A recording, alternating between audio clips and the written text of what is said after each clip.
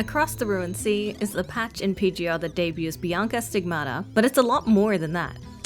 Originally known as Voyage Among the Remains in the Chinese version of the game, Across the Ruined Sea was the Chinese client's 2.5 anniversary patch. What's so special about that? Well, in PGR, the 0.5 anniversary patches for the Chinese version are pretty special, sometimes even more significant than the actual anniversary patches.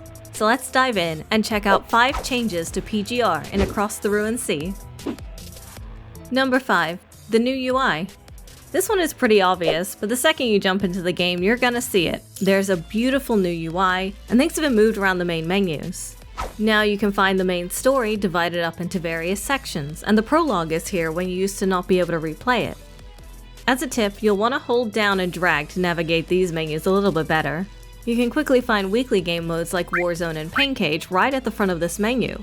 Not only that, but the current main story can be accessed from here. Rather than having the training dummy be in some obscure menu in the top right corner of certain screens, you can now find it in this section.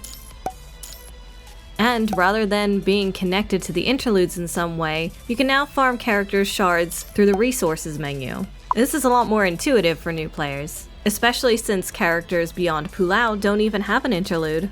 Clunkiness of the story section aside, this new UI is a huge facelift that we've needed for a long time in PGR. At number 4, we have Matrix Immunity. This may seem like a small change, but when you've been slapped by the enemy just after entering Matrix, you know it feels really bad. Now that you have iframes during Matrix in most cases, you might find yourself hitting the restart button just a little less. There are some things that can still hit you through Matrix, so watch out. At number 3, we've got changes to Cub skill upgrades. Cubs are like the pets of PGR. At this point, every new S-rank character comes with their own signature cub. This cub will usually give that character a big advantage over not having them if you're chasing the leaderboards, but are otherwise pretty optional luxury things. In the past, they were an absolute nightmare to upgrade because you didn't necessarily want every skill, but it was a complete random chance to get any skill upgrade, and you couldn't even control which one you got. Luckily, that's been fixed in Across the Ruined Sea, and now you can select any skill you want for your cub. No more RNG involved. Thank goodness. Another cool change to Cub is that they unlock at level 61 now instead of level 80, which is great for new players. And speaking of new players, at number 2 we have Cursed Waves.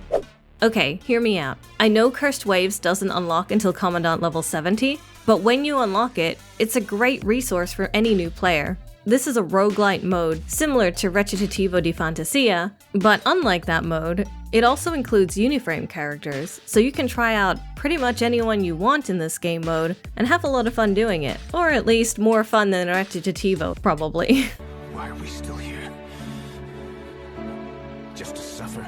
It's a way to experience characters while also gaining a lot of cool rewards, including updated rewards in the future, so I definitely recommend trying it out. Anyone who's missing a construct should definitely go try them there before they consider pulling on a banner.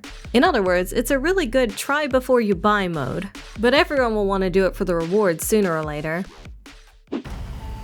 And lastly, at number 1, we have the new beginner missions. This is definitely one of the biggest things for new players that PGR has added. The new missions, as well as the FOS Rating Committee tutorials, offer great rewards to any new player, or even veteran or returning players. By doing some simple missions that you would do anyway just in progressing through the game, the new beginners missions, which are permanent by the way, will allow you to gain 4,590 basic construct R&D tickets, the blue tickets, an S-rank selector that goes all the way up to Luna Laurel, and a 6-star weapon selector to go along with it, also as far as Luna Laurel's weapon.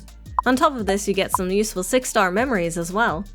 The FOS Rating Committee is the new tutorial mode that will teach you how to play the game, but it will also come with some really cool rewards as well, including basic construct R&D tickets, that's the blue tickets, an A-rank tank selector, an A-rank tank weapon selector, an A-rank support selector, and an A-rank support weapon selector. This means that, for example, new players can do this tutorial game mode and then immediately get number 2121 from the tank selector and Vera Rosen from the support selector, and then all they have to do is get a dark attacker such as Watanabe Astral or Luna Laurel, and then they have a pretty serviceable Dark team right off the bat. And not only that, but you can get weapons for them as well. 5-star weapons only, mind you. But still, that's pretty good. Especially because you usually have to fight through co-op to get a 5-star weapon if you're free to play anyway. All these changes are permanent and they're not going anywhere, so feel free to jump in anytime to experience them. With 10 S-rank Omniframes on the S-rank selector, you might have a hard time choosing which one is the best for you. If that's the case, you should watch this video, where we go into every single S-rank from the past and the future to help you find out who's most worthy of your tickets and your selectors. It's just the two of us. Why don't we share some little intimate secrets? Like, what am I to you?